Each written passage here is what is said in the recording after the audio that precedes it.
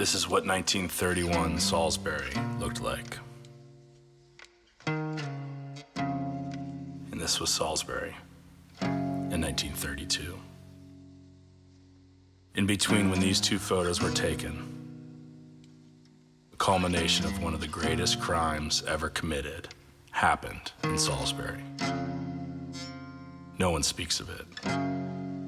The history has almost been forgotten. The crime was white supremacy. The culmination was the lynching of Matthew Williams.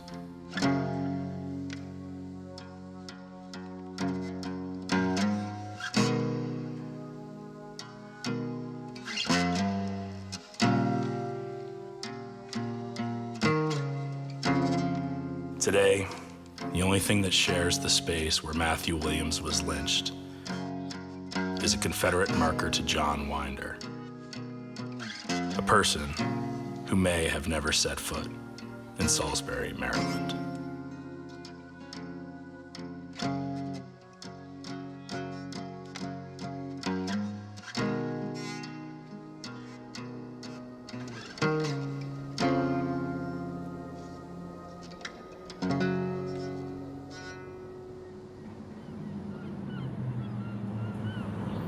No. So the old joke goes that a minister had been brought to the Eastern Shore when he was 6 months old and grew up, went through schools, class president, stayed local to go to college, married a local girl, presided over hundreds of weddings, hundreds of funerals for people in his parish, retired at age 95 with 17 grandchildren. And the first line of his obituary was, although not born here. If someone wasn't from the Eastern Shore, if they weren't born and raised here, how would you explain the Eastern Shore of Maryland to someone from California, say? Historians say it's a land in which time has forgotten. And when I explain to people that it's a strange area, some of the people are very strange.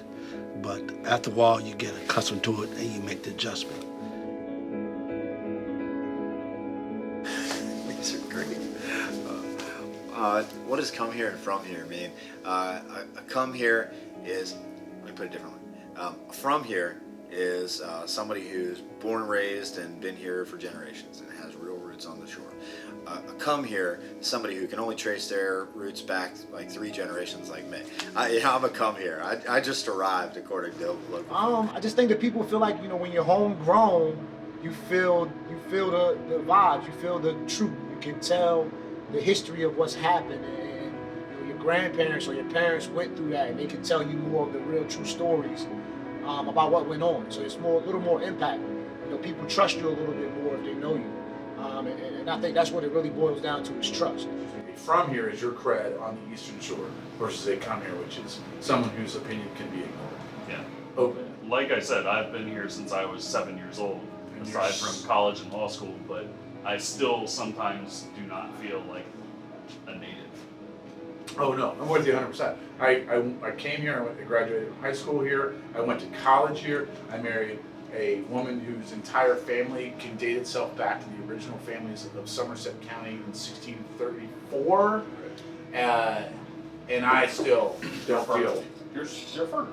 I'm a Fern. You're I'm a so- Fern. There's no other way to say it, right? You're a Like I Fern. am. I was born in Hawaii. I have the Kenyan birth certificate to prove it. I moved around because my dad was in the Navy, and I ended up here when he retired, finally, in 1989. I was 14 years old and started 9th grade at Y High, graduated in 93. Your stories are really great. You're not from here. Not from here. And people still hold it against people who are not from here if they're developed in some type of power situation, and they still get upset. Well, you're not from here, you don't know. Why don't I know? I got a mind. I can think just like you think, but again, that's a term that we use to ostracize people. We seem to think we're unique in that regard for some reason, that nobody can possibly understand what happens here unless you're from here.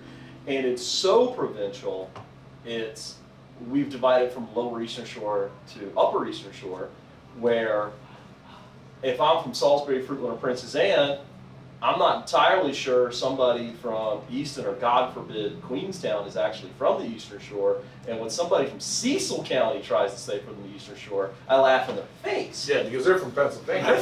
Yeah.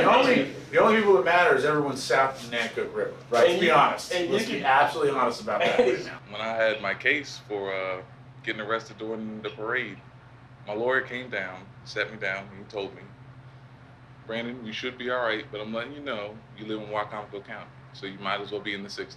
I'm gonna do everything I can, but just giving you that heads up now. In my childhood, in my adult life, and even in my more mature life, racism surely exists here. It's not covert for the most part. It's a lot more overt, but it exists. There's a lot of hatred. There's a lot of bitterness. There's a lot of poverty. Because right now, there's not equal opportunity for success in everyone in our community. Right now, if you grew up in certain parts of our city, or potentially if you are a certain race or a certain economic class, you are going to be limited in your potential because people are going to maybe judge you a certain way, see you a certain way, or you just don't have access to the same resources within striking distance as you do if you're born somewhere else. And that's wrong. But just bear in mind that there are a number of people that still have a lot of closed minds and not open-minded as of yet. They still feel that they've been deserted, and that people of color, people of Hispanic hue, have taken advantage, and they've lost a lot that they feel that they were entitled to. I would describe the Eastern Shore as we are about 500 miles north of where we should be geographically. Well, Jordan, you and I is the best way to describe it. It is very much a southern. It is a southern, and it likes to, especially among its people, likes to think it's antebellum. When I went to college at Bowie State University, it's in PG County, Maryland, so it's across the bridge. Over there, they look at us and they say, that's a bunch of rednecks. It's farmland, there's nothing to do, it's extreme racism. That's the mindset that people have on the outside, and it's the same mindset with people on the inside. When I talk to a lot of people, they're like, I'm from the shore. I'm from the Eastern Shore, there's racism here. There's not much we can do about it, that's how it is. Racists control things, racists put everybody in their place, and that's how it's been there, and a lot of people think that's how it's always going to be, or that's how it has to be.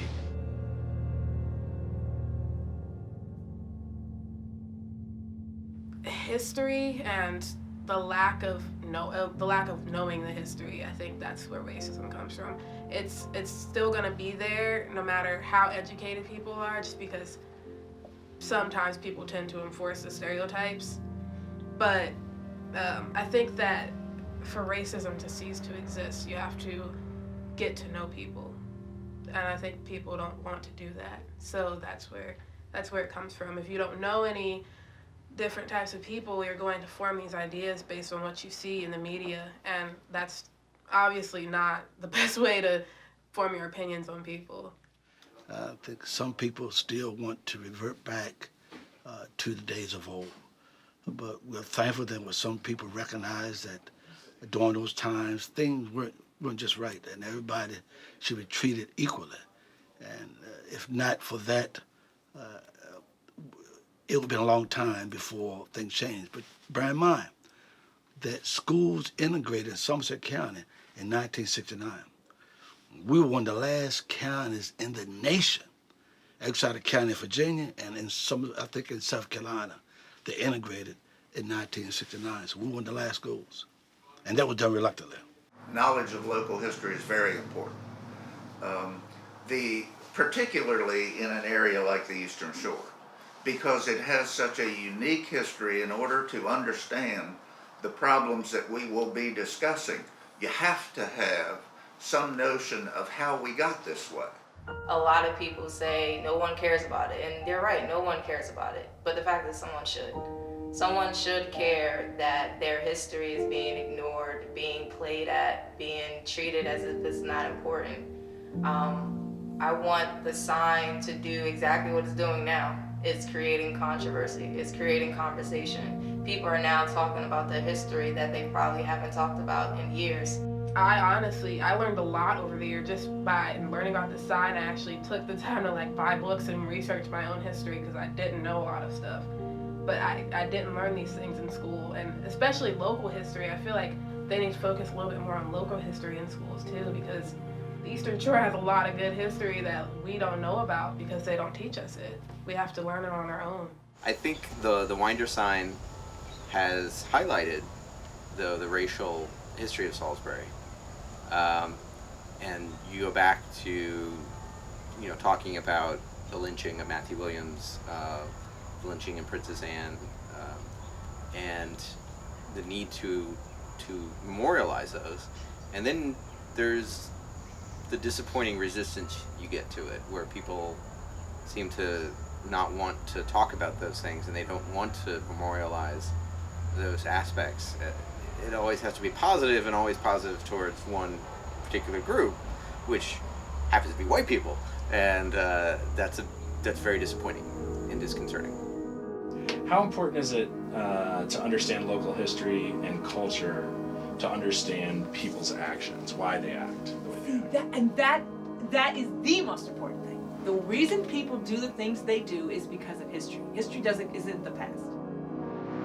Go back and look at some old newspapers and see the way they talk about us as a people, black and brown people, and see where we were segregated. You'll see those same neighborhoods today going through the same problems. See where people were lynched.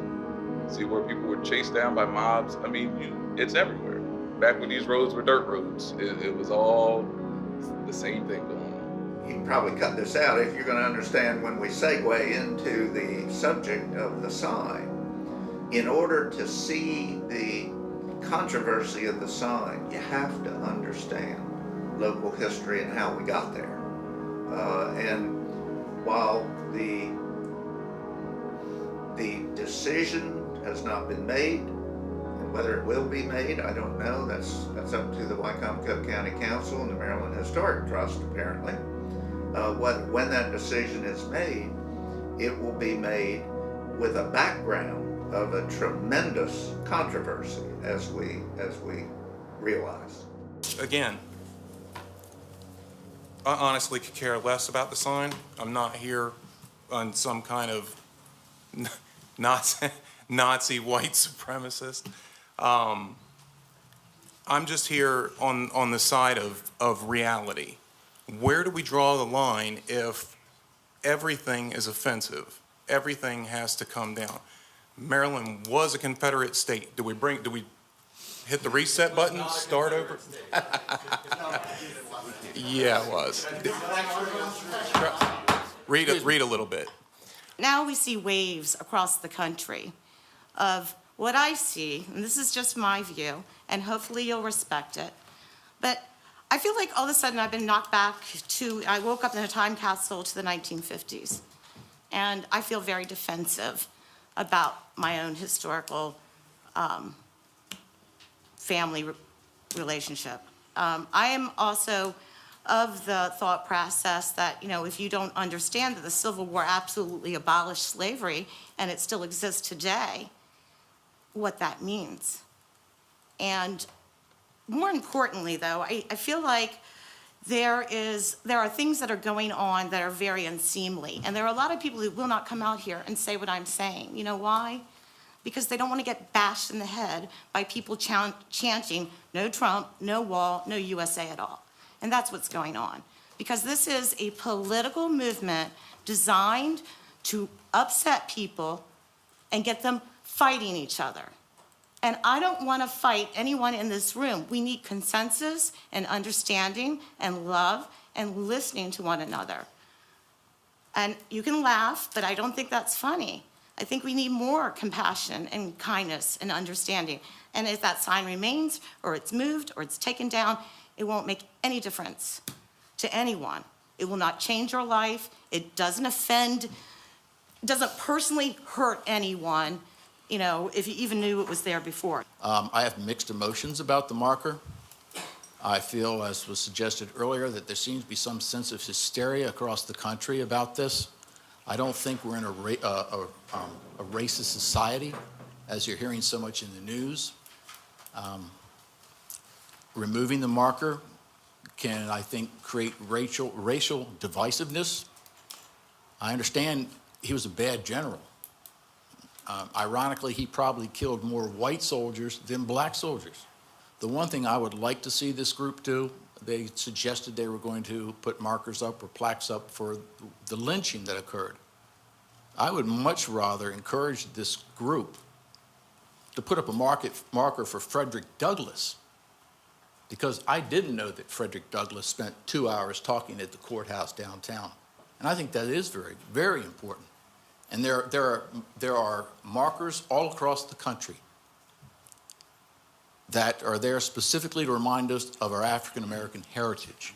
And I think that it belongs in Wicomico County. That to me is a very historical moment. And I certainly would reiterate that I wish the group that is going to so much trouble and causing so much divisiveness to remove one marker would maybe spend the time to promote placing a new marker on the courthouse, and we go from there.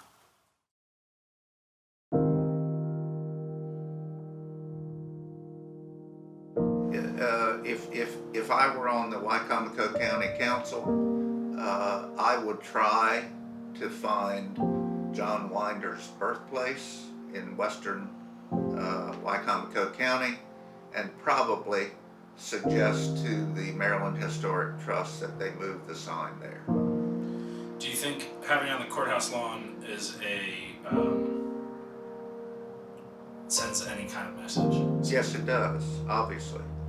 And one of the reasons is because of other things that happen on the courthouse lawn. It is within 50 feet of the event, which was the second to last lynching that happened in the state of Maryland on December 4th, 1931, when Matthew Williams was dragged out of the Peninsula, what is now Peninsula Regional Medical Center, then Peninsula General Hospital, taken up to the courthouse lawn and hanged, lynched on the courthouse lawn.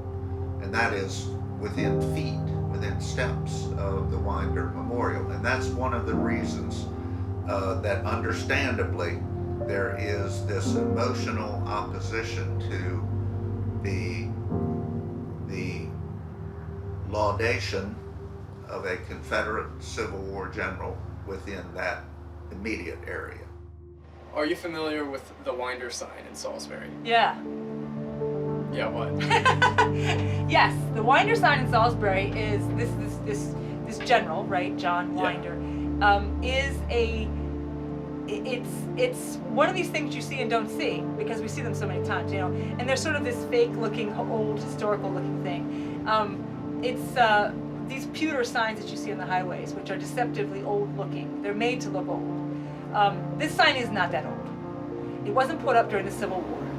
It was put up during the Civil Rights Movement, which for white supremacists was a civil war. And so the only thing they could think to do was, let's throw up some terror monuments to scare black people back into the fields. And that's what it is. And it's now, not originally was supposed to be on the courthouse lawn, but it's now on the Wicomico County Courthouse lawn in Salisbury, which isn't even where his historical markers belong. Because any historical marker on the courthouse lawn should be about the courthouse. It shouldn't be a place where black people are walking in and out hoping for justice, and when they walk past a Confederate monument realize they're not going to get it. The courthouse itself represents everything that the United States represents. That's law and order for white middle-class men. That's what this country was set up for. So it only makes sense for them to have these markers down there when they trying to promote and keep alive this particular order. That's the whole thing. They want the American way to reign supreme. And America was set up to be a white, Christian, male nation state, dominated, you know what I mean? And everybody else is basically supposed to be subservient to the white Christian male. You're not the white Christian property owning male. Let me correct that. The white Christian property owning male, because that is very important.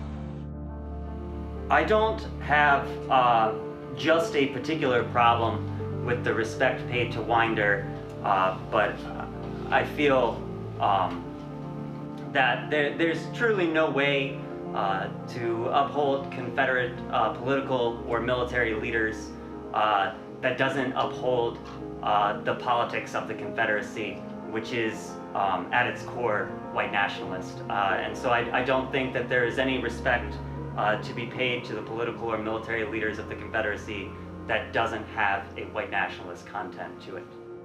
A local person who was a member of the Sons of Confederate Veterans petitioned to have the Winder sign placed in the county. Winder actually is not even affiliated with Salisbury. He was born in Nanticoke, which in that time was part of Somerset County. There was no Wycomico County at that point. And originally the sign was on a stretch of road on Route 13. After several times of it being knocked down for various reasons, the county was petitioned to move it to the courthouse lawn, which they eventually did. You know, interestingly, there aren't any particular signs today that people keep running into around Salisbury. We don't have to replace any other signs frequently. So I'm kind of surprised that, you know, even that anyone would even imply that it was accidental that cars kept running into the Winder sign when it was on Route 13. But so they move it downtown, they move it up onto a hill, you know, with a concrete bunker or a concrete abutment in front of it. So, you know, cars can't run into the thing. It's really, really difficult. Majority of the history during that time was written by whites, and especially white males. In order to perpetuate their legacy, anything they could find of significance, this is what they put in history books, and this is what they want to celebrate or commemorate. And if we don't investigate and find out what happened, we will never know the truth. If someone did not take the initiative to investigate that General Winder sign, we would never know his role during the Civil War. All we know is a Confederate soldier. Do you feel the sign itself has a historical value?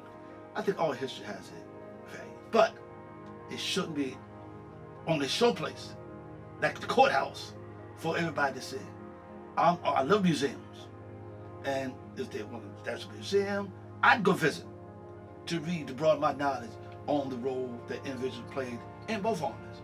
But it should be a museum and not displayed publicly.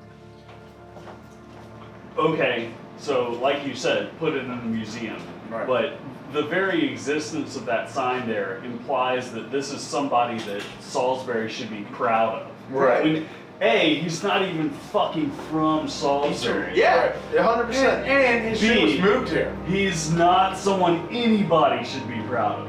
How about we just put a post-it note on the sign that says, "Oh yeah, and he killed 10,000 Americans." What about putting up a sign to Malcolm X? That would be cool, but he really doesn't have any history here. You get what I'm saying? It is Winder. And he doesn't. And he doesn't. So, you know, like I said, I get that, but you got to understand the powers that be. The powers that be think Winder's important. You know, people, when I saw people coming out saying, no, that sign is history, I was like, well, whose history is it? Is he related to you? Or what are you mad about that they're trying to remove a sign? But I understood. They're the powers that be. Because I was looking into, I wanted to know, all right, what's the history of this, you know, as a historian? And she talked about Ed Taylor, who was the first guy to ask for this to come down, a black guy. And of course, that didn't go well.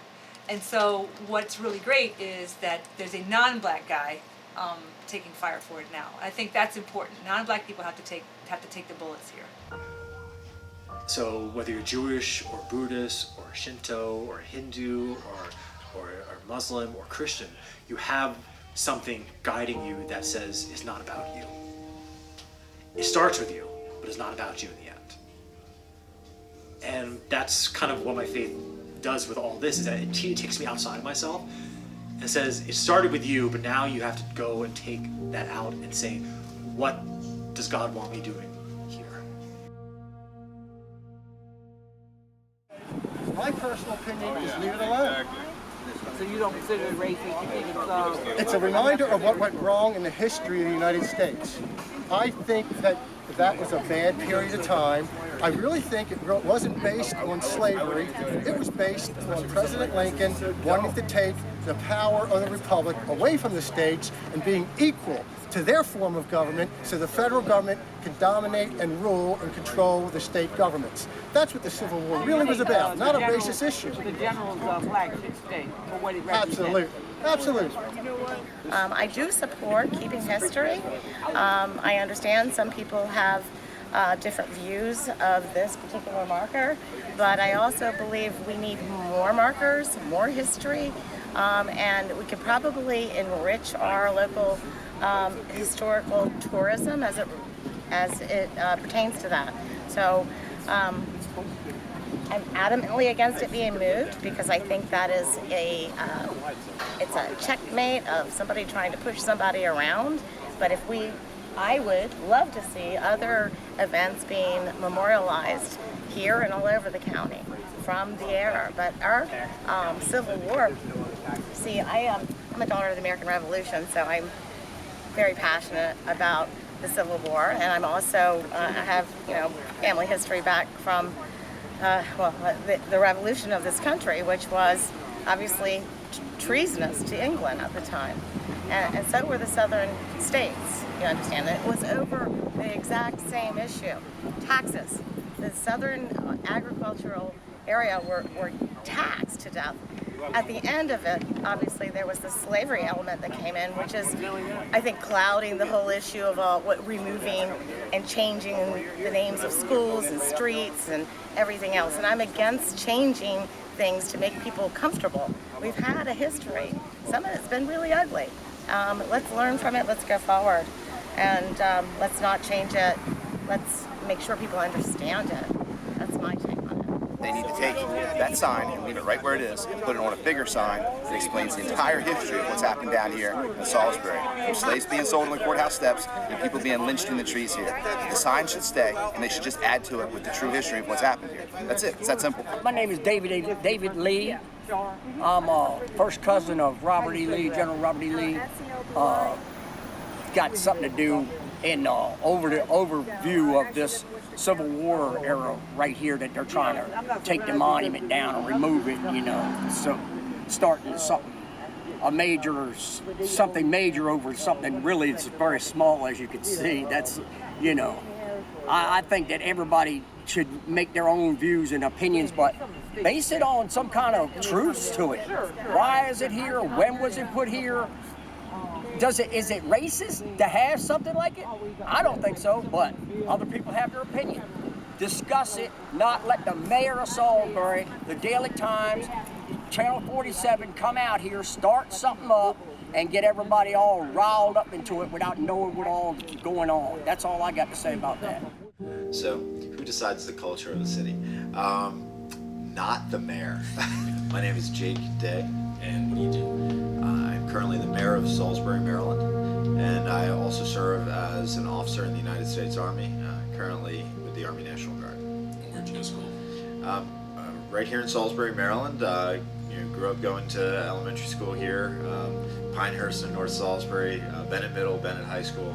But then I went away, left town and went to College Park, University of Maryland for a bachelor's degree in architecture. Then went to master's. Went on to get a master's degree from Carnegie Mellon University in urban design in Pittsburgh. And trying to avoid the real world a little more, I went on and got another master's degree in nature, society, and environmental policy from Oxford University. If you have an influence, you got to use it. You have to be willing. Either you don't say anything or you say something, but your silence says something as well. And that's kind of what kind of boils down to. It's people being silent. One of the things we say a lot in marches and on Facebook posts is end white silence. We got to start talking about it. And for a politician to come out and say something means something. And it doesn't mean that his signature counted any more than anyone else's on that petition. But he acknowledges the power, even though he wasn't signing as the mayor, he was signing as Jacob Day, a citizen of Montgomery County. Everyone knows he's the mayor.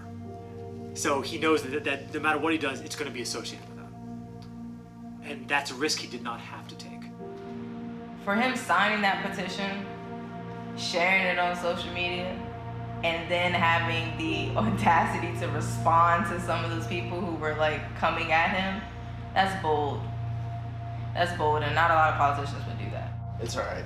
Yeah. The mayor of Salisbury, you're smarter than us automatically. who, by the way, is a fucking Cab Scout, was like, I'm not going to honor traitors.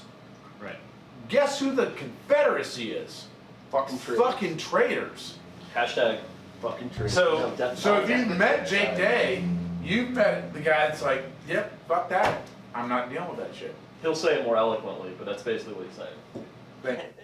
Brian Stevenson, head of the Equal Justice Initiative out of Montgomery, Alabama. He said, like, you know, that we're supposed to be stone catchers as Christians, as Americans. Like, you know, people are going to throw stones. It's our job to get in the way. And Jake has done that, and I applaud him, and I'm humbled by that. I think there are some who gradually attempted to make a change. I think Jake Day, the mayor of Salisbury, I tip my hat to that young man for the courage and the steps he has taken. And it may be political suicide for him eventually down the pipe, but at least he's taking a stand now, and so many politicians are afraid to do that. Part of me probably owes it to those individuals.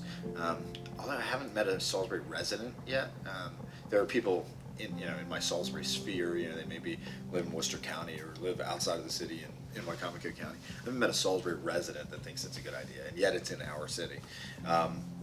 You know, I do think that I probably owe it to them to explore a little more their thinking, and I understand a little bit. You know, I understand that we value history. That's, I'm trying to build the cake from the bottom up. We value history. That's a layer. We'll build the Smith Island cake, right? We value all those who served. I mean, even when they turned their back on our nation, and they resigned their commission from the United States Army and decided that they're going to fight against the United States Army. We value their service prior to that point. We value that they fought for what they believed was right. So there was some sort of presumably moral basis. At least that was their perspective at the time, and probably General Winder's perspective at the time. If not, at least a family or fighting for the guy next to me, something drove him. And so we're trying to acknowledge those things, right? So I get that much. I even get like, oh, he was from the area, so there's a sign and he's from the area. I even get like, okay, 40 years ago, 50 years ago, somebody thought it was a good idea to put up a sign somewhere. And, who are we to second guess them? And then I even get, okay, we had to move it off the highway because cars kept running into it. I get all of that.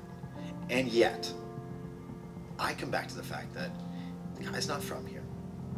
He never set foot here. He did serve. He joined the Army, went through West Point. He earned a commission. Then he resigned it. He left. He fought against us. He ran Confederate prisons. He oversaw the Confederate prisons.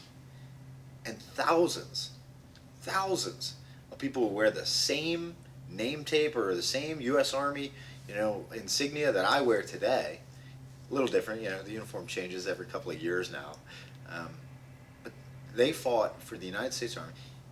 He oversaw their death. He oversaw their starvation, their torture, and their death. And we got a sign to the guy on our courthouse lawn. I've got a problem with that.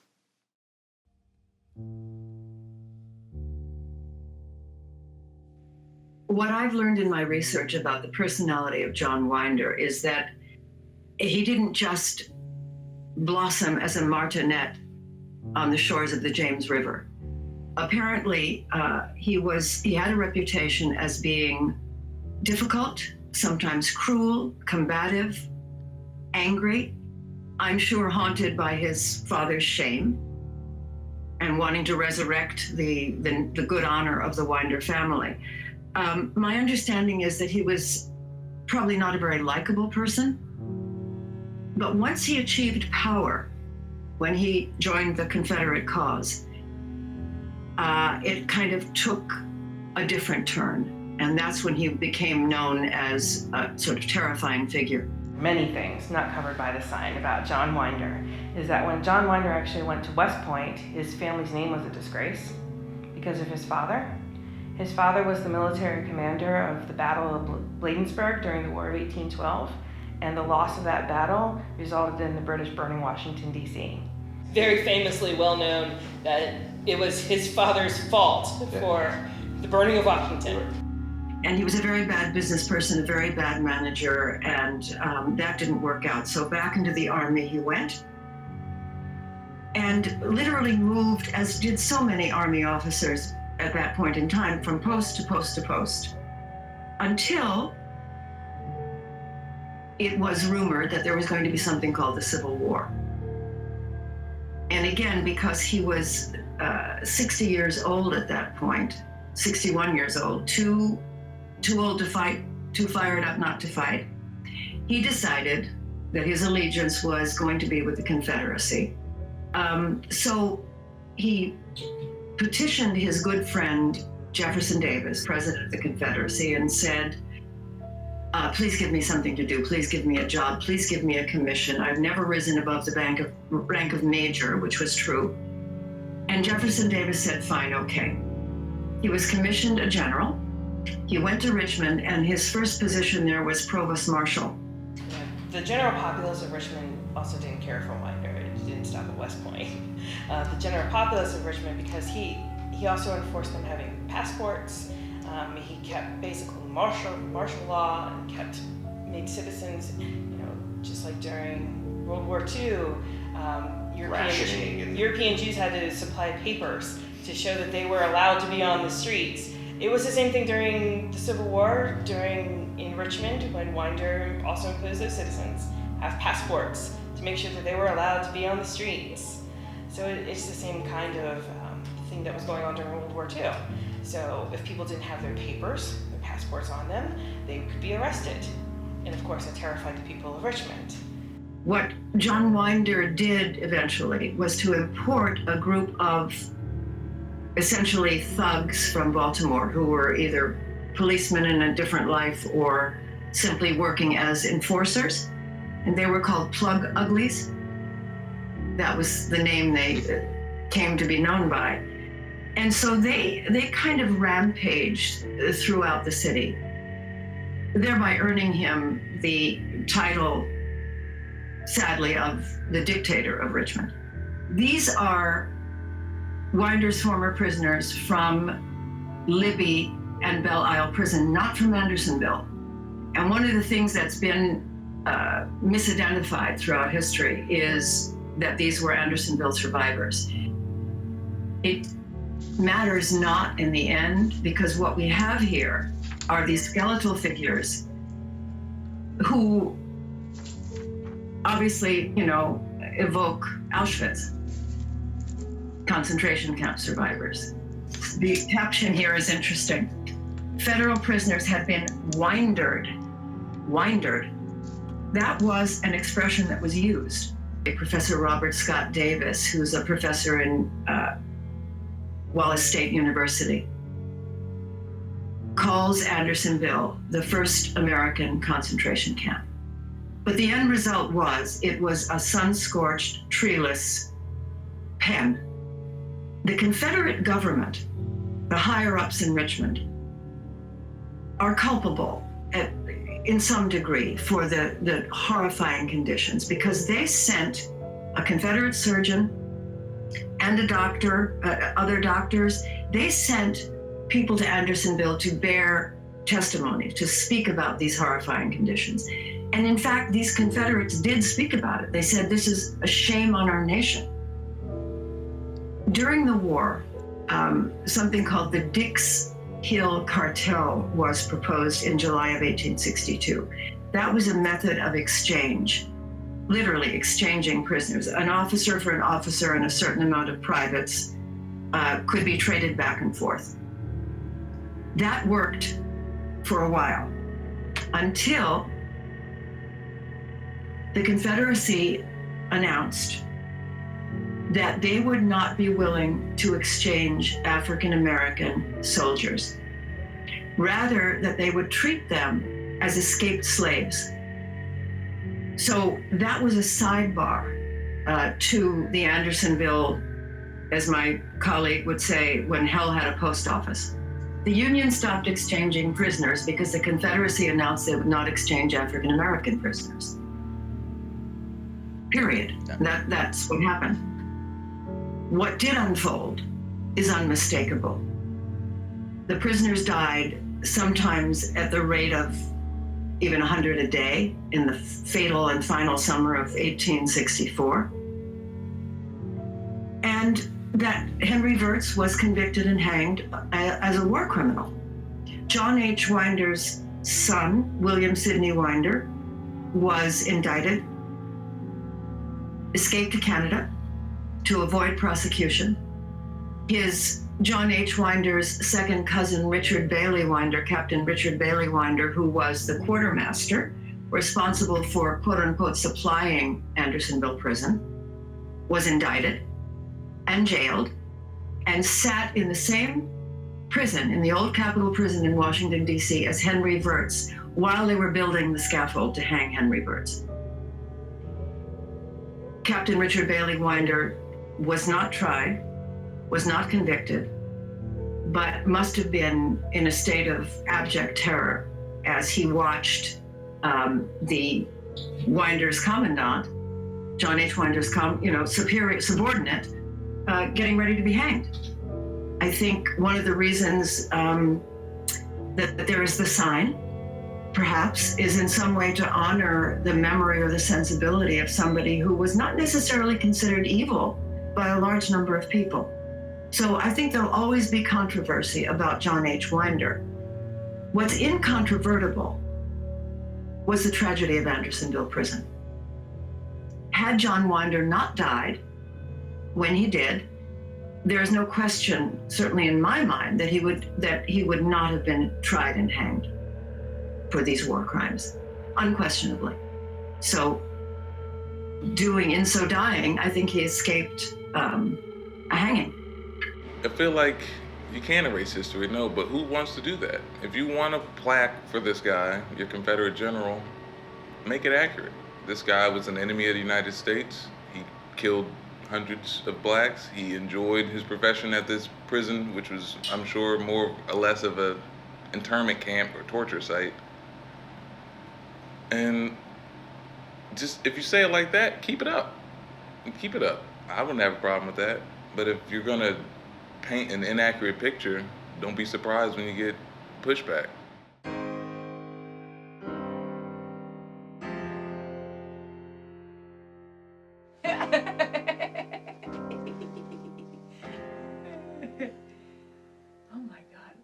Well, I guess the question will be how come it wasn't sooner, and also it never ended. So there's your history teacher will give you the 4 reasons or whatever, and your white folks will tell you that it's northern aggression, right, or treading on your state's rights, right, which is the state's rights to determine that we get to treat black people like property. That's why we're so poor. But here's the thing. The problem with the undersimplifying the Civil War is that you can start to believe that Northerners were champions of black people. Let's not do that. So it wasn't like Northerners like, let's go save the black people. No, the 17-year-old guy from Vermont who volunteered to be in the Union Army wasn't interested in saving black people. He was interested in saving the Union, right? Which is because, well, he wasn't, but that he knew that was a thing. The United States was a real thing, and without the South, there would be no United States. There would be no economy. We wouldn't be this. So we had to save it. So now the South was leaving because of slavery, but Northerners were not getting it back because of slavery. Northerners were getting it back because it was the South, and the South was very powerful. Now, why was the South powerful? Because they had slave labor. So nobody was winning, and nobody was righteous. There was no righteous fighter in the Civil War. In your opinion, as a historian, what was the primary cause of the Civil War? I think it was slavery. One of the major reasons that a lot of people will give you is that, well, economic reasons or states' rights, But the economic reasons boil down to a slave-driven economy, states' rights driven to their decision whether or not to have slavery in the state. So it really, all the issues boil down to slavery. You can't separate slavery out of the Southern economy. You can't. It was integral to it. Exactly. Right? They depended on that labor in order to drive their product. Was the Civil War about slavery? Anyone who says the Civil War was not about slavery is dumb as hell, racist, and misinformed. So Congress then passed the Kansas-Nebraska Act, and that led to Bleeding Kansas. And Bleeding Kansas was a mini civil war that took place over slavery and pro-slavery forces battling anti-slavery forces in, the Kansas Territory and Nebraska Territory. These are all the presages of what was going to happen in the Civil War. John Brown actually fought in Bleeding Kansas, and that's where his radicalism began. And so you also have Harper's Ferry, John Brown, which was a huge national story. And you can't separate that from what happened in the Civil War. And any attempt to claim that the Civil War wasn't about slavery is actually disproved by the words of the Confederacy themselves, people who were in the Confederacy, the Confederate leaders. Alexander Stephens, who was the vice president of the Confederacy, gave the very famous Cornerstone speech in which he said, slavery is the cornerstone of the Confederacy. And he gave a very strong and strident moral argument in favor of slavery and based on the racial inferiority of black people. And he felt that the Confederacy was addressing the deficiency of Jefferson's Declaration of Independence. He said it was a mistake. The Declaration of Independence said that all men are created equal. That wasn't true, and that the Confederacy was rectifying that and saying that no, they weren't all created equal, and that white people were supreme. Look, I love Abraham Lincoln. I don't I'm a Republican. Look, self-admittedly, I'm a Republican. I'm conservative. I believe in human rights, human dignity. I do believe that there is a certain role that government does have to play in our lives, but I don't, as a Republican, I don't understand the defense of the Confederacy, because it's, I don't understand because, look, if you want to get to, an ideological battle, the Confederacy was taking property, they were taking people, they were taking rights away from the citizens of the Confederacy, the whole time. So they were itself an oppressive government. You know what I mean? And so if you truly believe that all people are equal, then you wouldn't support the Confederacy, at all. I probably ought not to say this, but, my historical analysis of the Civil War when I was younger was this lost cause thing, because Robert E. Lee was a unique person. But this idea, I don't venerate the Confederacy because of that. I don't fly a Confederate flag, and I don't think that people ought to fly a Confederate flag because of what it's become. It's lost its historical context. And that's where I have a problem that Winder ought to be gone because he was a Confederate general. Or Winder ought to stay here because I'm a member of the Sun, which I'm not. My great-grandfather was a Yankee. But because the Sons of Confederacy think that as an organization there ought to be this veneration of these people. A historical context is what we don't get in the Winder sign, in my judgment. We get the emotion of whether he was good or whether he was bad, and let's get rid of him or let's keep him where he is. And I just don't agree with that. There's an author I'm reading, Ibram Zendi.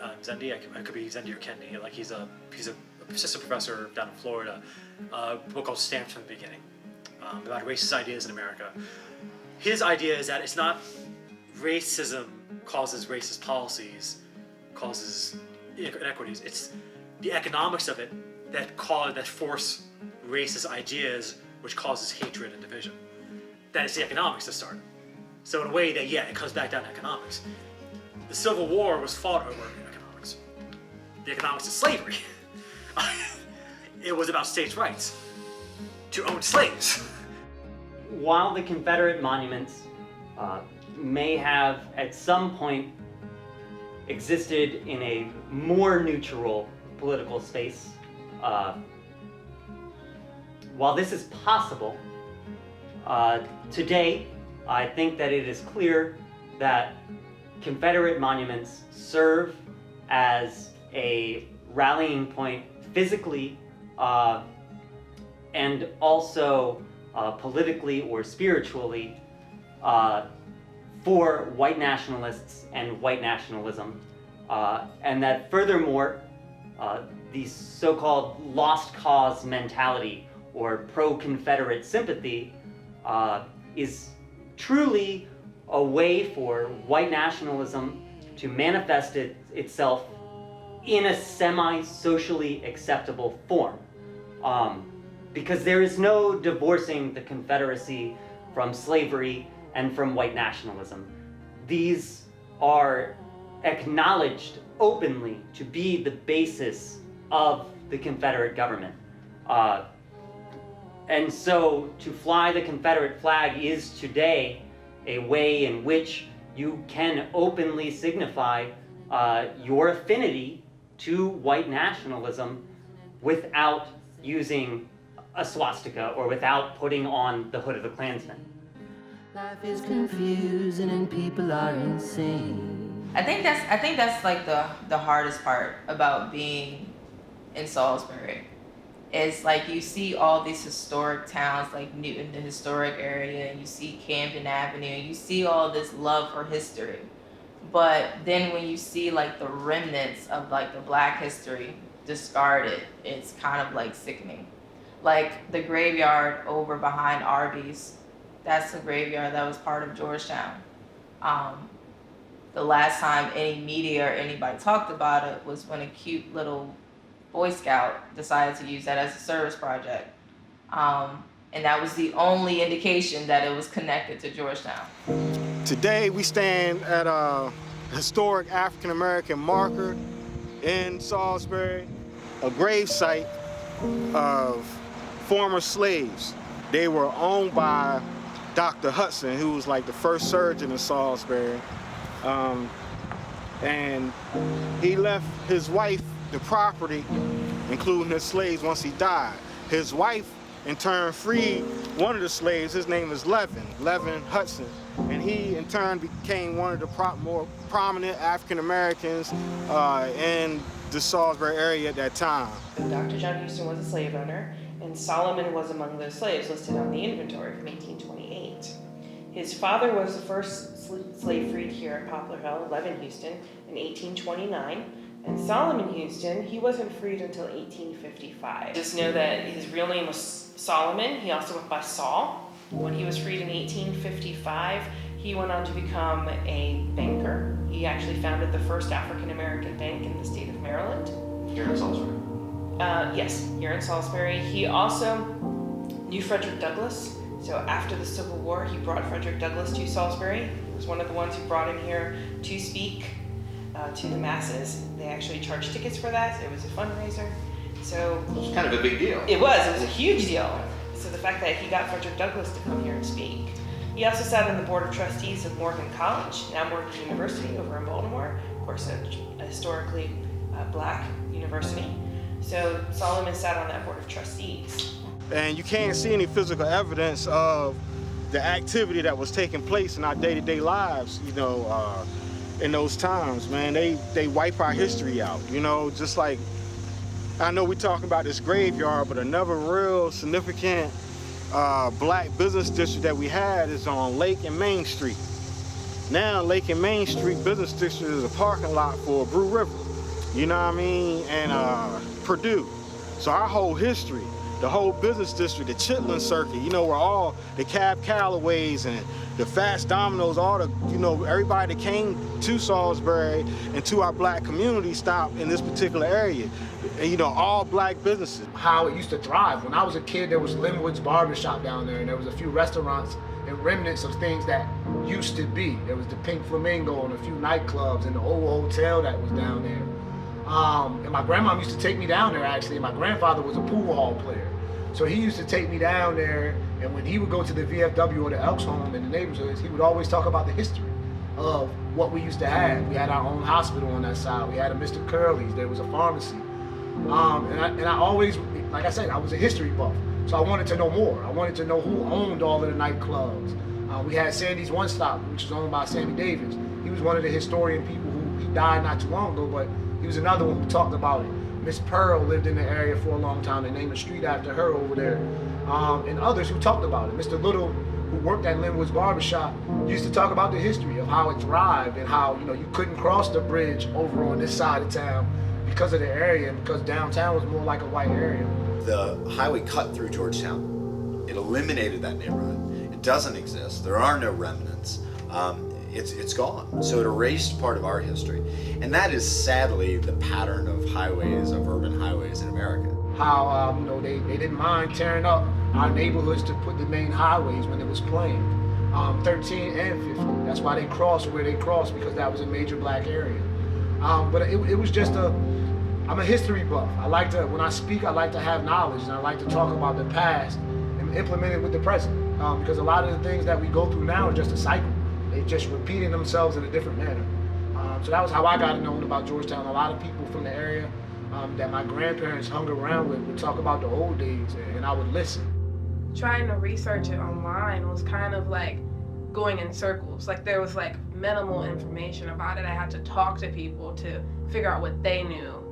And it's like a piece of history that's like almost not there anymore, which is kind of concerning. You can't just erase history like that, but it happened. I don't know really how to get the real facts about it, because people have tried to erase that piece of history so much.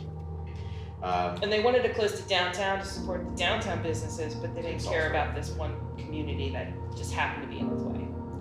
Was the building of Route 50 controversial though for that community? Yes, very much so. Very much so. One went right through a cemetery. They actually had to remove bodies from the cemetery. So they dug up bodies. Yes, they did. To build this highway. In 1959, they had to dig up the bodies from the cemetery to run this highway through. When you take away roots, when you take away access to information, when you take away access to history or generations of stories, you are taking away the youth's motivation to live for something and to work for something and to care about something and to fight for something. They have no connection. And I say they, I mean me as well. Like, we have no real connection to anything. Matthew Williams, a young man out of Salisbury, again, that was employed.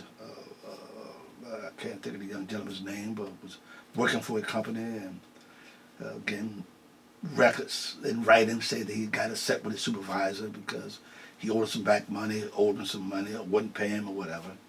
And allegedly he shot the supervisor. But after other investigations found that he didn't do it. But people didn't wait for that. All they knew, a black man allegedly shot a white man. And when that happens, it's a sin in the white community. And it deserves lynching. And of course, Matthew Williams was lynched. And according to sure how I feel on the courthouse lawn. In order to fully understand the lynching of Matthew Williams, which occurred in December of 1931, one has to understand the Orphan Jones case. And Orphan Jones, of course, as we've said, was the African-American field hand who was accused of killing the Green Davis family in Worcester County.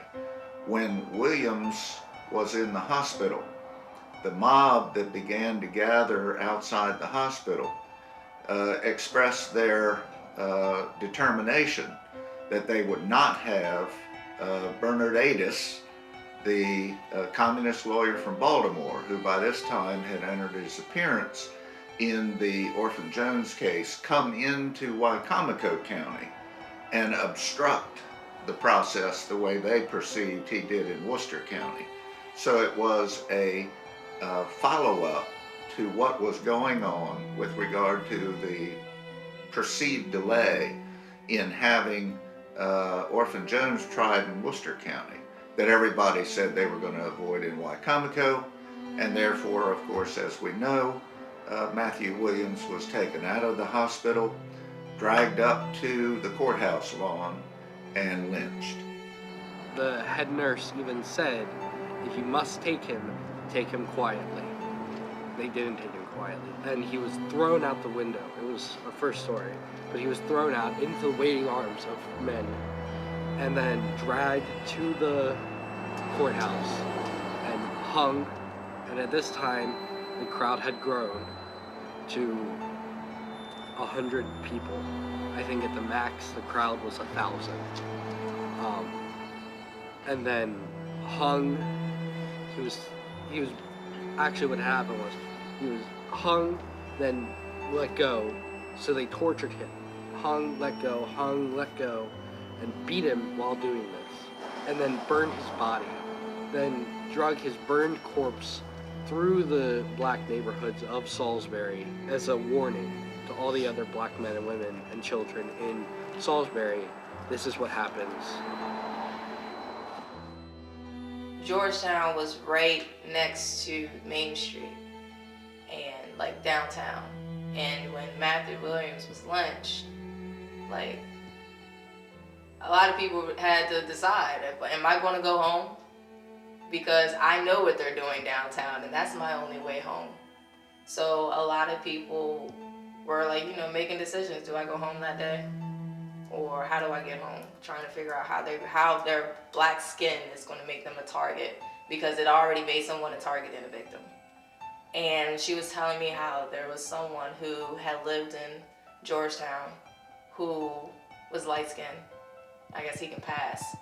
And he was safe because he could pass, but he had to walk in that. And I can just only imagine like how that feels. Like that's just crazy. It's crazy to be so close to people who hate you. Nobody was ever even charged with that lynching of Matthew Williams, and it's a tragic part of our history, but it's facts. Matthew Williams was a kid. Honestly, he was a youth. Matthew Williams was my brother, was my uncle. Matthew Williams was Trayvon Martin. Matthew Williams was Eric Garner. Matthew Williams was a victim.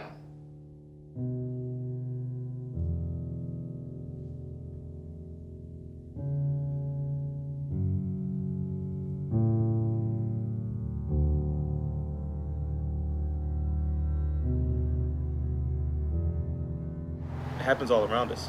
We see all the time of police officers killing unarmed black men. Statistics say that black people are 5 times more likely to be victimized of police brutality. And while police versus a mob are two different things, but the police become the judge, jury, and executioner.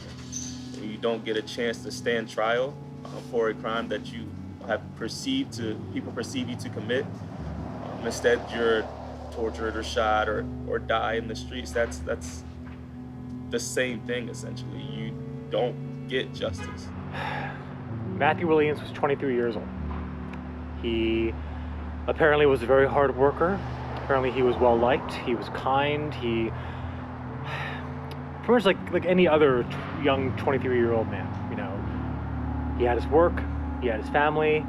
He lived with family here in town on Isabella Street, actually, not too far.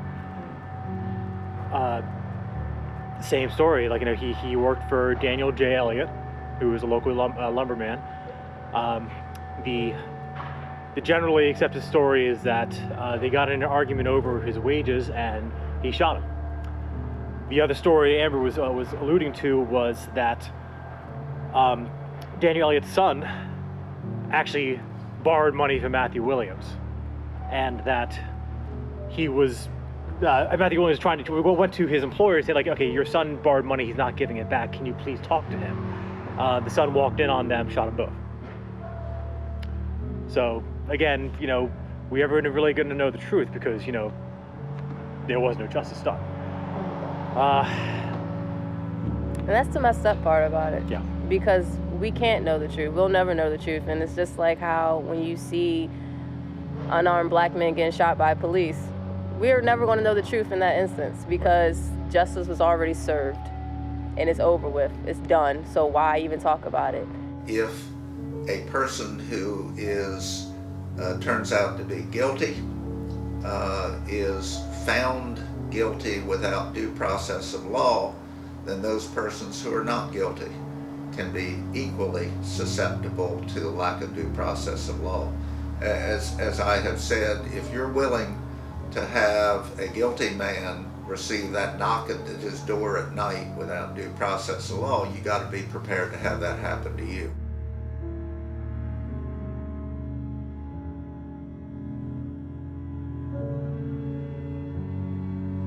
And still, 2017, we have recovered. And it seems to be getting worse, because people feel that others are infringing on their rights, as the neo-Nazis were bringing. No Jew is going to take my place, and no black's going to take my place, and on and on. And it's just 2017. And the young people. So that's the part that frightens me. The young people feel that way. So now we're starting over what we thought we ended 60s, 70s, and 80s. I attended the Candlelight Vigil for Charlottesville because I have been active in the anti-fascist movement for more than a decade, and it touches me very personally. And this was the first time here in the United States since I've been an anti-fascist that one of our comrades has been killed, and so it touched me very deeply in that way. And then finally, I have friends that were in Charlottesville that day, including people who were injured in the attack. So I definitely felt the need to be out there, and was very excited to see Salisbury respond to it, and knew that to see my hometown respond to it, there was no way that I could not be part of that. There's a light in the darkness, though the night is black as my skin. There's a light burning bright, showing me the way,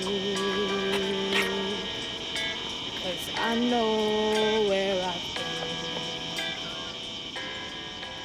The first thing we gotta do is admit our problems. So anytime anybody's sick, they say the first thing you have to do is admit that you're sick. Admit that you have an issue, because that's the only way to cope with it. So right now we do have a race issue. A new command I give you, love one another as I have loved you, so you must love one another. By this everyone will know that you are my disciples if you love one another. So when you see someone out there wearing bed sheets screaming, hey, I hate, and they have that cross on them, walk up and rip it off, because they are not representing Jesus Christ. We gotta put ourselves in everybody's shoes.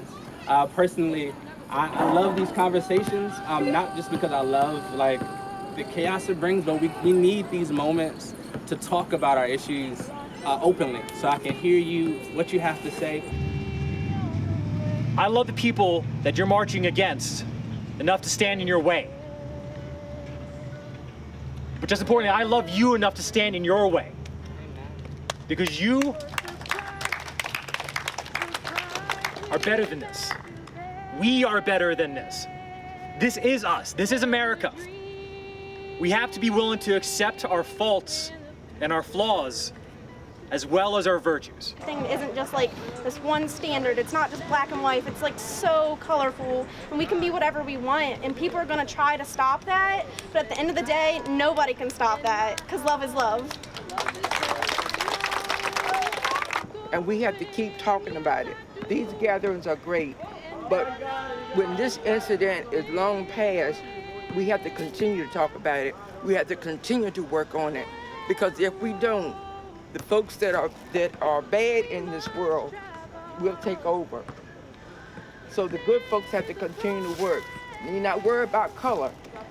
Good folks need to stick together and try to make this world a better place. You know, the idea of the torches, there was no point in the history of man that people were in a mob of torches and they came in peace. It's just really scary because it brings it back to like, whoa, I'm not used to people like have like those extreme opinions, and to know that they're projected about someone so close to me, it's like really hurtful that they think that like the person that I think is like one of the best people like shouldn't even be here.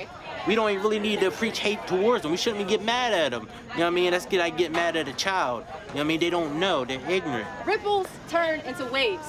It does not matter what you do. As long as you are putting your little hand in this puddle, it's going to start a ripple, and then it's going to turn into a wave. And when that wave comes, be ready. That's all I'm saying. Just be ready. But ripples turn into waves. Every small little thing that we're doing here is going to turn into a big wave across this country. So do not get us discouraged. Do not discourage the youth, and just live life. Be great. Do great things. And yeah, that's it. I give thanks to my God, 'cause I know where I've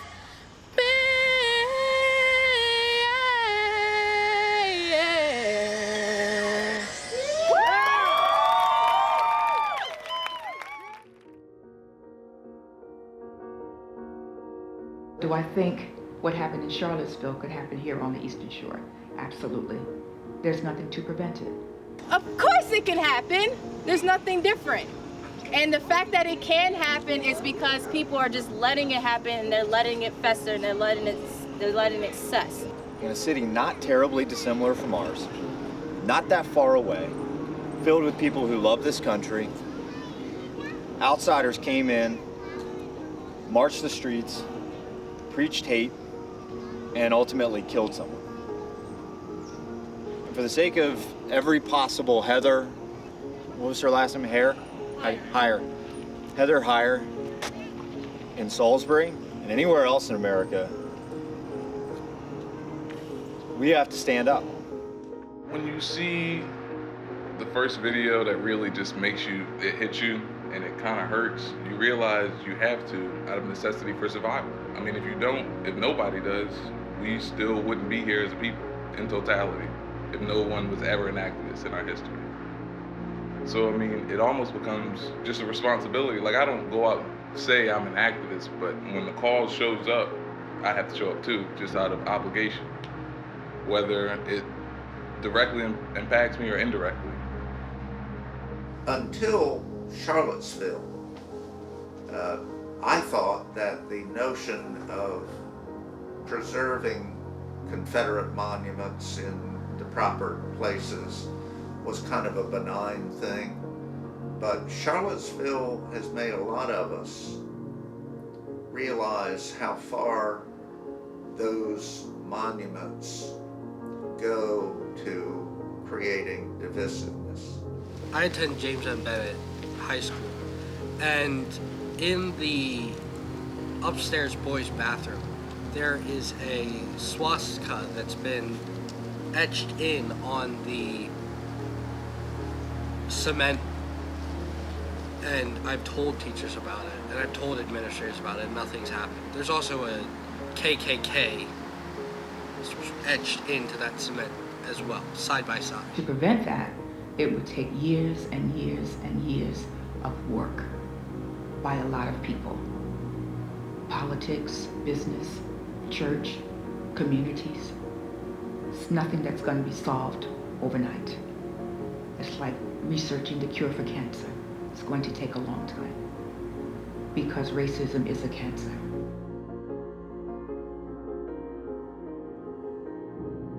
There is no white community. There's no black community. There's no one community of anybody. But whiteness is generally a sort of monolithic way of seeing things, which is the definition of whiteness is not knowing you're white, not knowing that you are not the only person in the world. That's how most white people live. I'm the only one here. I'm the only one that matters. But even non-reflectively, even understanding that, just the loudest one in the room, so that when somebody else starts talking, you feel oppressed because you're used to talking. And then wait, that's my time. So I think that generally whiteness is pretty homogenous. Whiteness as a thing. Now there's ethnicities of white people, but whiteness is not an ethnicity. It's a way of seeing the world. It's a way of living in the world. We have to talk about racism. We have to be honest about racism. And a lot of times people think that racism is just not liking a person or this and that. But the worst type of racism is when it's so deep-seated until you don't even realize that you are a racist, you know? Is race something that comes up often in society here? Here in Salisbury. No, it should be pushed down and ignored as much as possible, and we should never talk about it because it's uncomfortable, and anyone who brings it up is a racist for bringing it up. Well, I mean, that's the sentiment. I mean, what he just said is literally, you could go to any Facebook feed, any blogosphere, and that's what's said. Like, oh, you're the racist for bringing up the fact that there's disparity. You know if you brought up race, you're the racist. I don't think that's necessarily something that's unique to the Eastern Shore of America. No, correct, but yeah. I think in 2018 we should be able to sit down and have conversation about it. You know, it's just that's the biggest problem. I think we aren't comfortable enough to have these conversations. If two people can sit down and talk about football or sports or anything like that, and no matter what their race or gender is, it should be easy to sit down and talk about race and still respect each other's opinion. That's the biggest problem we have. We don't have to agree. You just have to be respectful. Race, there's only one. It's human. So I don't even use that word. There's only one race, but there's ethnicities. There's ways of seeing the world. And whiteness, which is a way of seeing the world, is really a phenomenon that I think is the main problem on the planet today, and has been for at least 500 years, or since apparently Bacon's Rebellion. Back in colonial times, back in like 1600s and stuff like that, there were obviously white indentured servants working in the colonies. There were also black slaves. But when the white indentured servants and the black slaves started realizing that they had more in common with each other than they had with the people running the plantations and stuff like that, and they started getting all up in arms about that, I think that's when it really kind of started splitting off. Is that exactly, the Bacon Rebellion, and there were just probably more than that, but that's the big one. Bacon's Rebellion sort of represents an opportunity at which black people could have been included into a settler identity here in the North American continent. But ultimately, they were not. Bacon's Rebellion happened in 1676. In 1676, about 1,000 Virginians rose up against the governor and took up arms and caused havoc, terrified the colonial government, terrified England, and because of that, they started to create things like the Virginia Slave Code of 1705.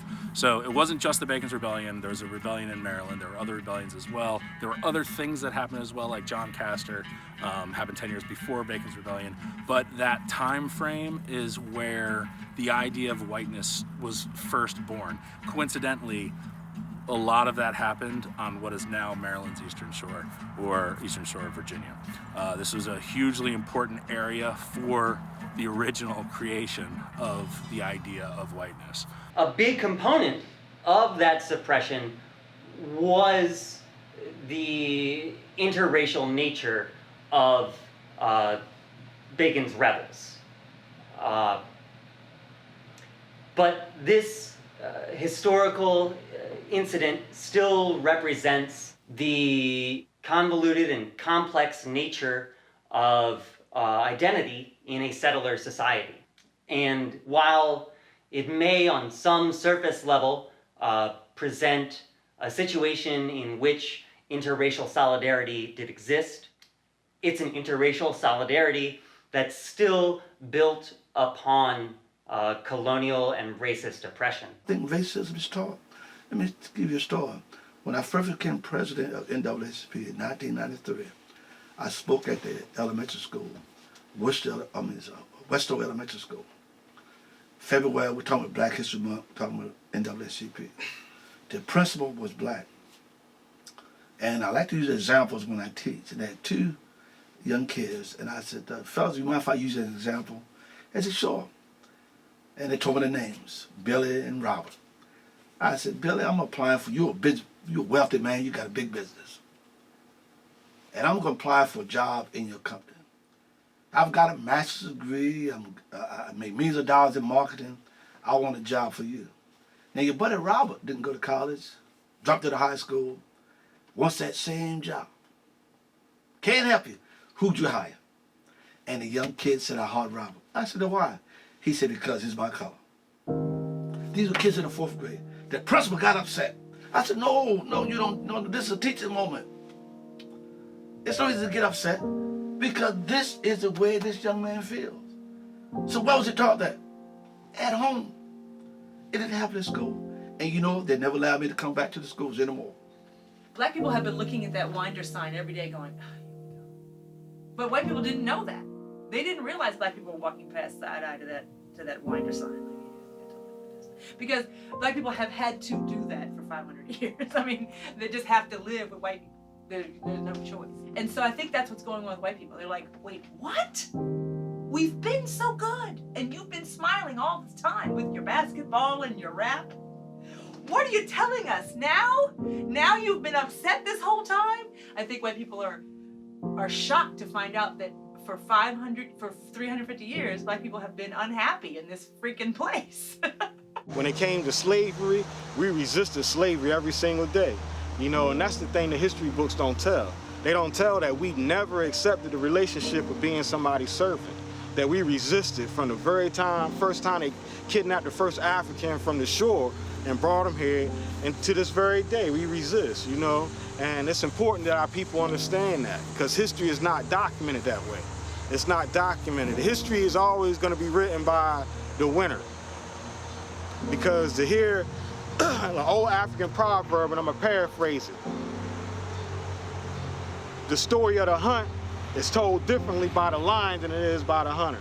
They think it's brand new, and that's where history is important, because none of this is brand new. Black people have been fighting white supremacy since day one, in various ways that are unrecognizable. Now, of course, with elected officials, now don't even go back that far. You can go back to 1867 when black people, Ta-Nehisi Coates' book, we were in power for 8 years. He wasn't talking about Barack Obama. He was talking about 1867 to 1873. And you know, there have been many times in history when black people have taken over, I would say that have led us on the moral, for most of our ethical and moral good decisions in this country have been led by black people. And so they've saved us over and over and over. First of all, built the place, then saved us over and over. But it's a characteristic of whiteness that white people just don't notice. White people have totally convinced themselves that white people built this country. They've convinced themselves. Absolutely. Trying to maintain that heritage, to show that their entitlement, that they are what I want to use, that they are the ones who created the society as it is today, that they civilized this land and no one else, and credit belongs to them. So now they still think that they're entitled to any and everything that comes their way. Not at work for it anymore. They're entitled to. And anyone else just exists. Take what's left. Take the crumbs off the table. The reason we don't have a living wage is because when we started paying people for work in America, the last thing we had done was not pay them. So we started at zero. When you start at zero, you don't go to living wage from there. You go to $1. Then you go to $1.03. You know, like, so our entire system of paying people in this country is based on not paying them at all. In fact, you will hear people say, "You're lucky you have a job." In our town, the problem is it's hard baked into the geography. Sure. Yeah, you're because right. we won't redistrict schools. That's not going to happen. Right. And so what we've done is we've created basically where Y High is a mostly city school, and the part of the city it gets is the part where blacks were allowed to buy property or rent property. Right. Because a good chunk of this city was redlined from African Americans being able to rent or buy. Banks were told, or had as an institutional policy, don't make loans to African Americans in these areas. Same as pretty much any city yeah. in America. And what we did was we created our school districts around those red lines. And so we still continue that to this day. It's 2017, and our school districts are still bound by racial policies of the federal government and lending habits that date back to the 1930s.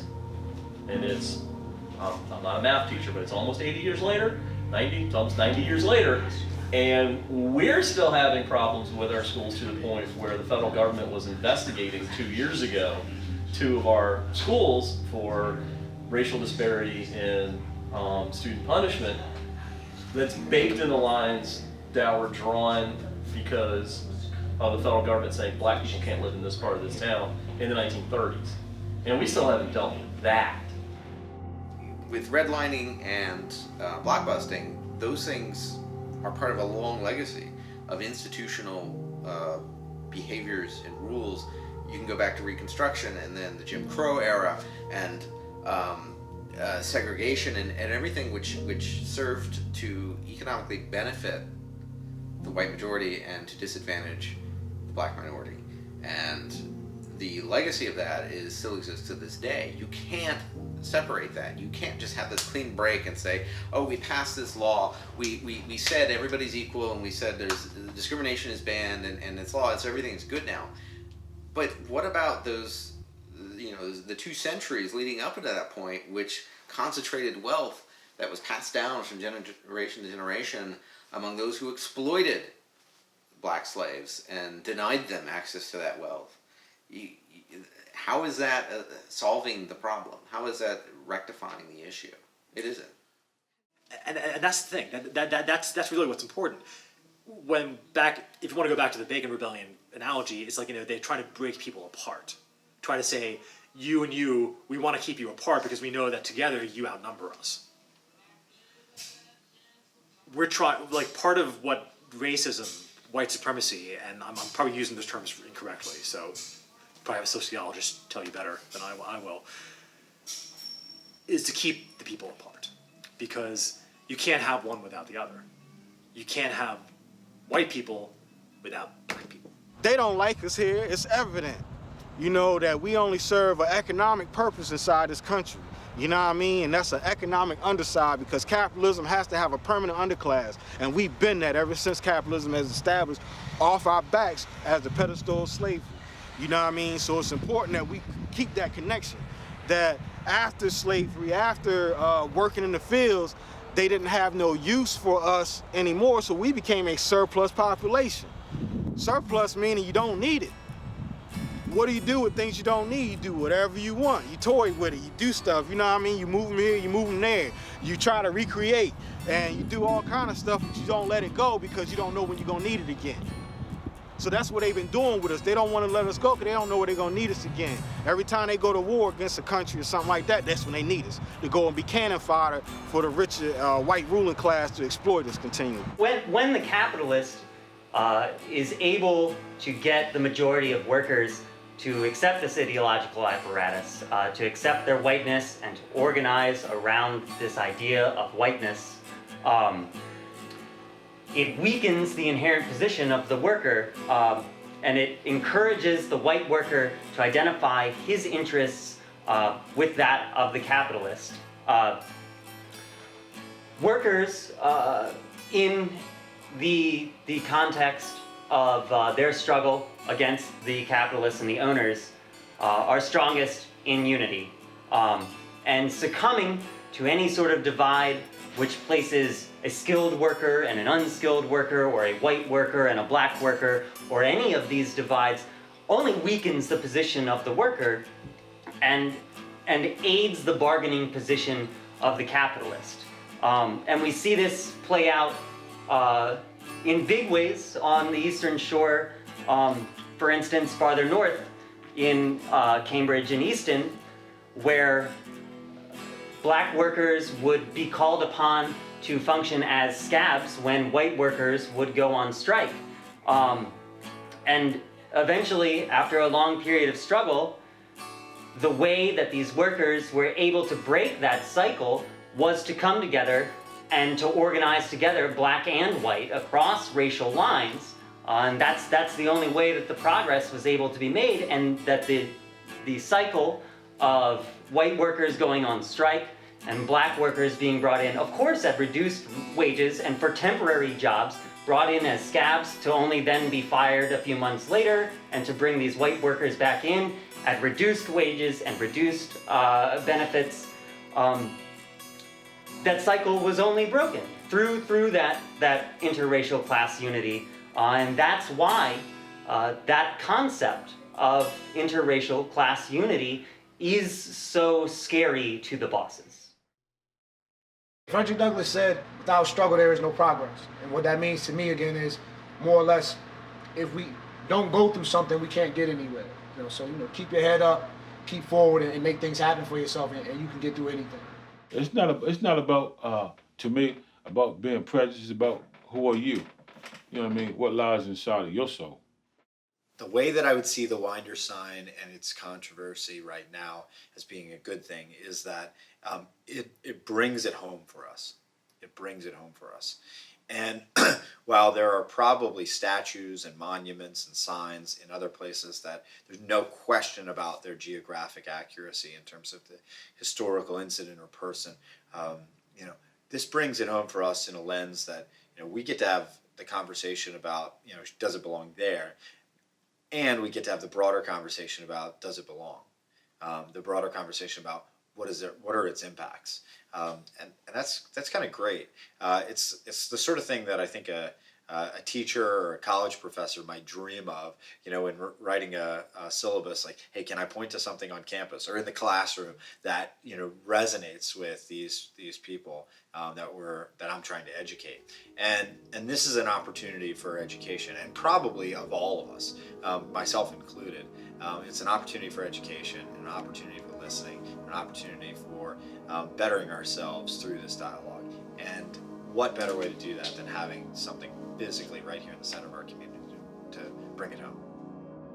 If John Winder's birthplace had been where the courthouse had been built now, then maybe that's the right place for the sign, but it wasn't. He was in Rewisco, if I'm saying that right. So that's probably where it ought to be. But I was running through Parsons Cemetery a few weeks ago, a few months ago now, and there's a gravestone in there of a guy who went missing. He was a pilot in the Army Air Force at the time, went missing over the South Pacific in 1942 fighting the Japanese. Yeah. What? Why are we talking about a memorial for that guy? Right. Where's that guy's son? Right. And he's buried in Salisbury Parsons Cemetery, right? He's a Salisbury native, buried in Parsons Cemetery, but yet instead of having a memorial sign for him, we have a memorial for a traitor to the United States who killed thousands of American soldiers. I think one of the great things that's happening is it's opening up this dialogue between people who wouldn't have otherwise been able to talk to each other. It's also allowing people to have this area where they can vent their frustrations over not only the sign, but also other issues that have been percolating in Salisbury over the years, decades. Because it's not just about the sign. It's not just about the sign, it's about race relations. And it's giving people an opportunity to really, again, open up that dialogue and talk to people that maybe they wouldn't have talked to before. Confederate monuments have no place anywhere. Anywhere. They lost. Well, what are we doing here? Maryland wasn't even a Confederate state. What are we talking about here? We're not talking about memorializing is the act of putting up something that we can all be proud of and we aspire to. It's not the same thing as history. History is full of despicable, horrible things. They're two different things. History will always be with us. The Confederacy is a historical fact. Winder is a historical fact. But memorializing a person for us to aspire to, the Confederacy and what it stood for has no place in memorializing. It just has a place in history. What about the specific placement, though, of the sign, where it is? Yeah, that should be your first clue that something else is going on here. When you put a Confederate monument on a courthouse lawn, you are sending a message of terror to Black people. Period in the statement. It's a reminder we got unfinished business. We have not severed ties from this situation, because if we were in our own land, we had our own country, our own, government, things of that nature, guess what won't be in our country? We won't have Confederate markers in our country. We won't have Union markers in our country. Our markers will be statues of Marcus Garvey and Malcolm X and Medgar Evers and Queen Mother Moore and Gloria Richardson and Assata Shakur and Huey P. Newton and George Jackson. Those would be our statues and markers where they did phenomenal things in those areas, you know what I mean? Because every part of the South, our people has affected it positively, have made a very positive impact when it comes to fighting for our freedom and justice inside this despotic nation. I want to hear more about Charles Chittenden. I want to hear more about Harriet Tubman, Frederick Douglass, and Henry Garnett, and Gloria Richardson. I want to hear more about her. She's still living. A lot of people don't even know that. That's the craziest thing. So, I want to hear more about the locals. I mean, I know, again, I get it. I respect Malcolm X 100%, love the man. He was a great man. But I love the locals. I love that local aspect of people where we can really go to their grave sites or go to where they were and feel that energy, man. I went to where Harriet Tubman's house was. I felt the energy. You feel the energy of the ancestors, man. And a lot of people talk about angels and all of that, man. I really believe in the ancestors. I'm wholeheartedly, I felt her energy on that soil. And that was different for me. I don't think I would really feel Malcolm X's energy. He's a great ancestor. But putting a sign up isn't going to make me feel how I felt when I went to where Harriet Tubman was living. I'm sorry for my ignorance. No, you're fine. Who's Gloria Richardson? Gloria Richardson is the one who, if you watch the pictures of the riots in Cambridge, she's the one who actually smacks the gun of the National Guardsmen, and she would put her hand up, and the crowd would become quiet. Literally, a woman, small stature, would raise her hand, and everybody would stop moving and listen to what she had to say. And she was very powerful. I've met her a couple times. They had Gloria Richardson Day now in Cambridge, but powerful lady, man. And sometimes, like I said, when you get the chance to sit at the feet of the elders and just listen to their stories or listen to what they talked about, she could have died. You smacking the gun of a person that can kill you, that can shoot you down, but she wasn't scared. She wasn't afraid. And she knew that what was going on in her area was wrong, and she had to be the voice. It makes me feel better to know things about my culture, other people's cultures, and their history, and just so I can be able to relate to more people. I think it helps me, just gain an understanding of other types of people. Well, I don't think there's a one sentence or one word cure-all for it, but I think it begins with everybody. It begins with everybody. The song says, "Let there be peace on earth, and let it begin with me." And I think love and authenticity is the key to it all. If you're not being authentic and you don't have the ability to really love, it's going to be difficult. It's not the people who are outwardly being bigots and hateful and racist. It's not even the people who are trying to defend against that. It's the people in the middle who aren't saying anything. The people who may say, I know this is wrong, but I don't want to get involved. I don't think that it's my place to get involved. I think that it's bad, but isn't everyone equally responsible for this? Part of what the education is to help them find their voice and show people being brave enough to critique themselves so that they can learn how to do it too. And they might be brave enough to speak out next time they see something happening. So for me to start in this fight with a couple people that I saw were progressive minded and that wanted racial equality, and then to see there's so many more to the point where people of that conservative or that hateful type of mind state are far outnumbered, I was flabbergasted. But at the same time, I was zealous. I was in a state of glee. I could not believe my home has this type of people. I was like, let's party, guys. Like, I couldn't believe it, but it was such an eye-opener and such a good thing for me because it's inspired me so much to keep pushing and push harder because I can see the finish line. I can see things changing and things happening with the sign and with the city and the Eastern Shore as a whole because of this. There's a problem with the thinking and the mindset of a number of people. And they want to restore something that does not need restoring. We don't need to go back in the past. We need to mend the relationships that we have now with each other, working together, living together. If one day we win and that sign comes down, the Winder sign comes down, and we get to acknowledge in our community the negative aspects of our past, such as the lynching of Matthew Williams, and the positive aspects of our past, such as the speech delivered by Frederick Douglass. That's only an indication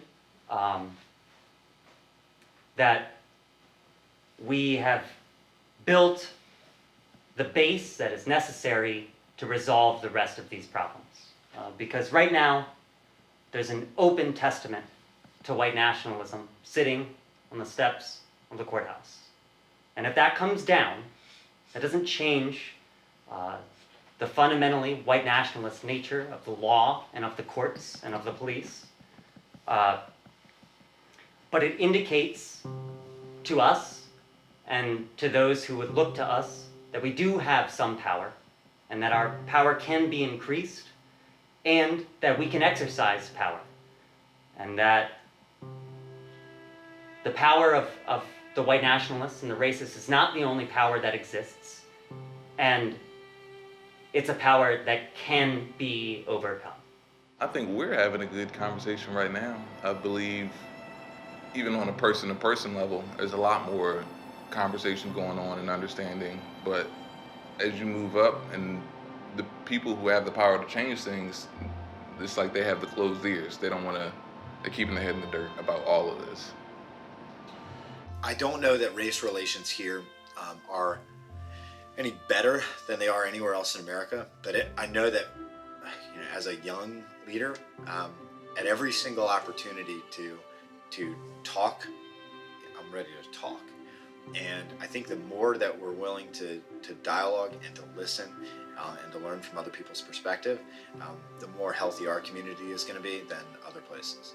A little discouraged by what's happening nationally, just seeing that nationally the whole country has lost its mind. But on the shore, from even with talking about the marker and talking about the history and everything, I feel hopeful that the conversations are happening again, because this has been it's like watching a movie and pressing pause right at the good part and not knowing the end. It's like we finally pressed play in 2017. The movie has been paused for years and we finally pressed play and now we can know the ending. And I think that's hopeful. I love movies. I like to see the ending. So. You know, my old pastor said I got sand between my toes. You know, I cross over the Bay Bridge and I feel like I've gone too far. It's like, there is something special about this place. It's good people. It's a good place.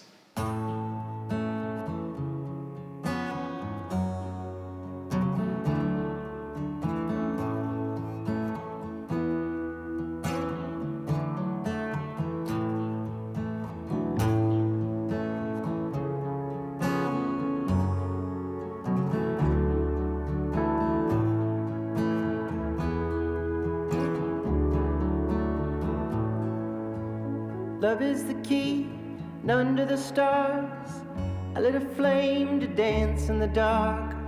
You could break my bones, you could break my heart, but you'll never break me.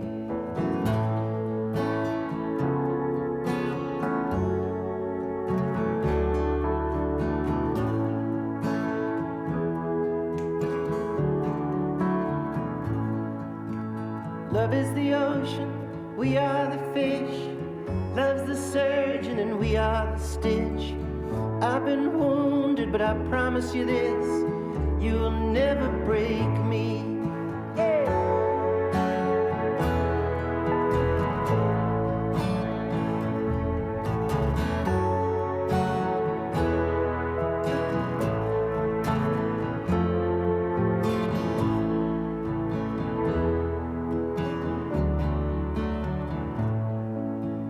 Love is the Buddha, the Christ on the cross.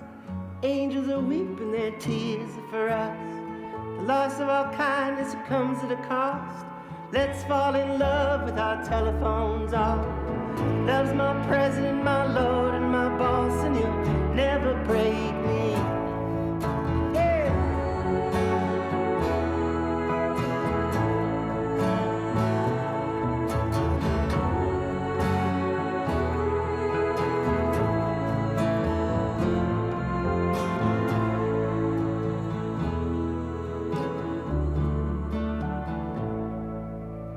Love is my president, my lord, my boss, and you'll never